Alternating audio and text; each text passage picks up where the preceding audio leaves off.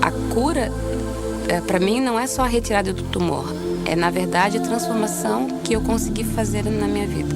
A gente não tem que ter como meta só a cura física, porque diante disso a gente pode falhar. A cura é uma cadeia de acontecimentos que envolve os aspectos físicos desse ser, comportamentais, psíquicos e espirituais. Ela tem um início, ela tem um meio, mas ela não tem um fim. A cura é o resgate, assim, da gente voltar para casa, da gente voltar para Deus.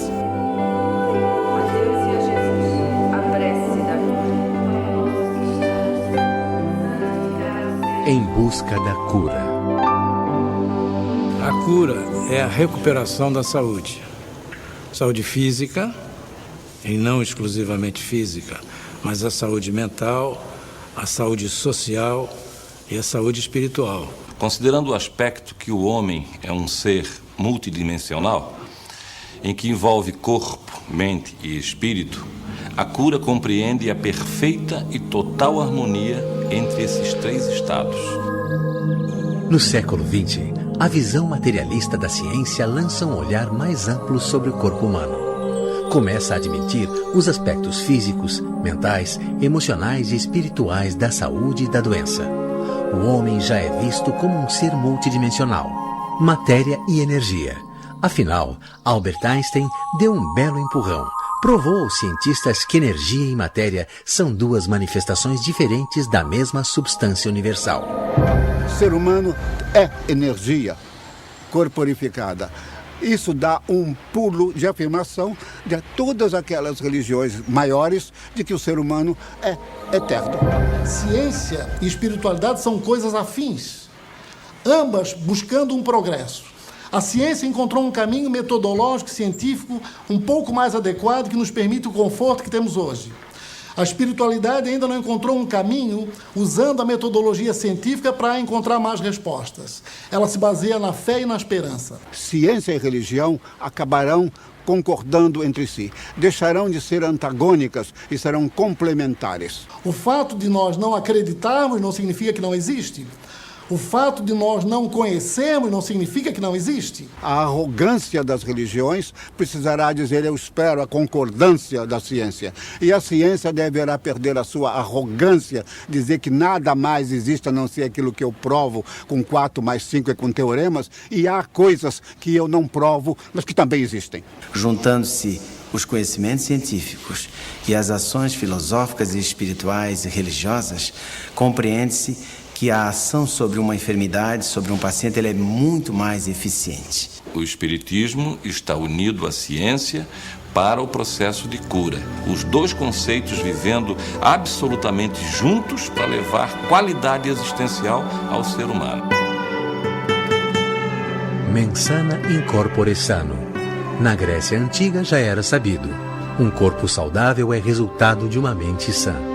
A medicina vibracional segue este raciocínio. Com base no conhecimento vindo do Oriente, atua sobre o campo energético do homem.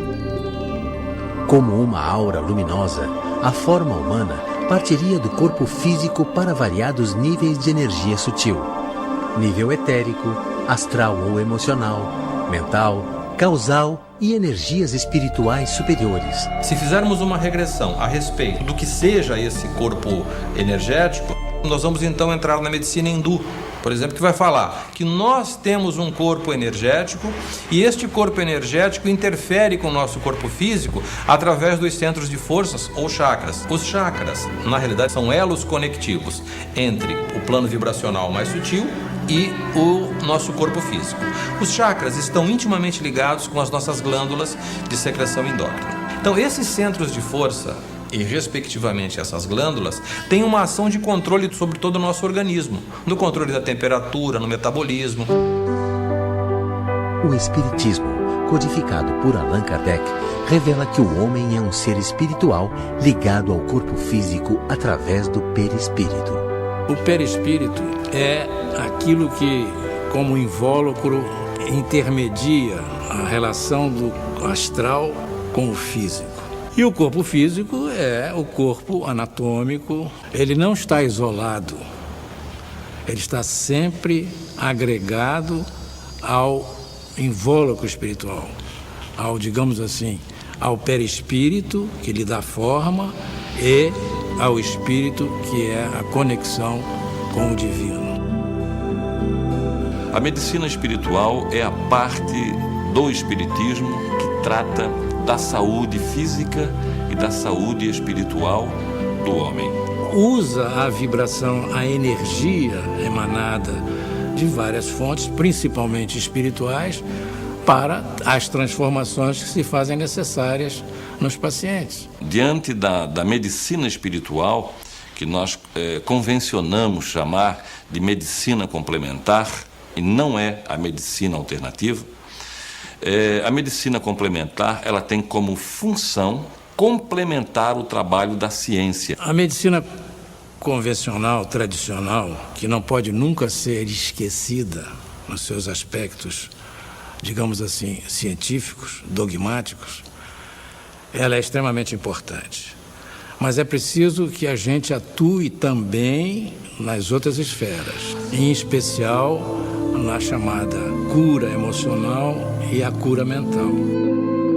Sendo o homem um ser multidimensional, feito de corpo e alma, nada mais natural que ele seja cuidado de forma integral. A doença começa no perispírito, isto é, nas alterações energéticas a nível de perispírito, e que tem fatalmente repercussão no físico. A doença faz essa trajetória do corpo espiritual, daquele corpo somático espiritual, passa pelo mental e chega ao corpo físico. Essa é a conceituação mais moderna da medicina espiritual, daquela que procura relacionar a doença aos desequilíbrios físicos, energéticos e espirituais. A medicina espiritual vem crescendo, ganhando credibilidade e comprovação científica. Existem escolas, universidades, Harvard, por exemplo, Stanford, são universidades que dedicam disciplinas para estudar a espiritualidade aplicada à saúde. As escolas australianas de Melbourne, a Universidade de Melbourne, a Universidade de Copenhague, algumas universidades chinesas, em Taipei, são escolas médicas que deram uma abertura absoluta para os conhecimentos da espiritualidade na prática médica.